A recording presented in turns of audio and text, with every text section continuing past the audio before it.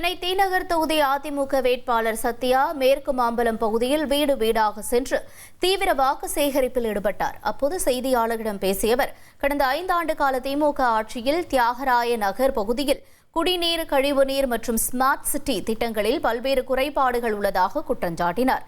மேலும் தோல்வி பயத்தில் தேர்தலுக்கு முன்பாகவே திமுக போலியான 8000 ரூபாய் டோக்கன்களை அச்சிட்டு மக்களை ஏமாற்ற நினைப்பதாகவும் கூறினார். ஆனால் மக்கள் ஏமாற மாட்டார்கள் என்றும், தான் பொறுப்பேற்றவுடன் தொகுதியின் அடிப்படை பிரச்சினைகள் அனைத்தும் உடனடியாக சரி செய்யப்படும் என்றும் அவர் உறுதியளித்தார். திராவிட மாடல் ஆட்சி ஃபெயிலியர் ஆட்சி.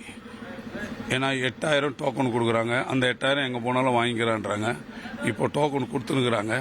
மக்களை ஏமாற்றுறதுக்கு ஒரு சாட்சி அது. ஏன்னா எலெக்ஷன் முன்னாடி 8000 டோக்கனு, அந்த டோக்கன் வெற்றி பெற்றனும் வந்து வாங்கிக்கிட்டுவாங்க. இதுலேயும் எவ்வளோ கோல்மால் பாருங்கள். அதனால் எங்கள் புரட்சி, தமிழகத்தின் புரட்சி அண்ணன் அவர்கள் சொல்வதை செய்வார், செய்வதை சொல்வார். இனி செல்லும் இடமெல்லாம் செய்தி. தந்தி டிவியின் வாட்ஸ்அப் சேனலை ஃபாலோ பண்ணினா செல்லருக்கும் இடமெல்லாம் செய்தி.